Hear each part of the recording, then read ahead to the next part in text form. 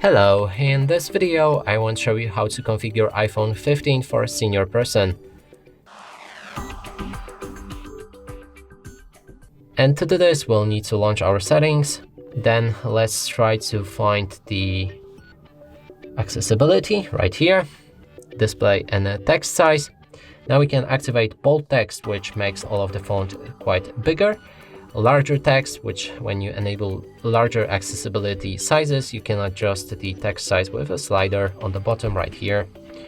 Then when we go back, we can go back again, go for the zoom, activate the zoom, and it will instantly zoom in onto your screen. To leave that zoom, take your three fingers and double tap them onto the screen. To zoom out, zoom in the same way. And if you want to move around, then you also need to use your three fingers and swipe them like that.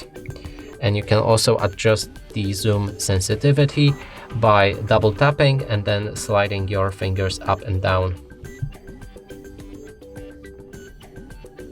And that's it for this video. Hope you like it. Please consider subscribing to our channel, leave a like and a comment below.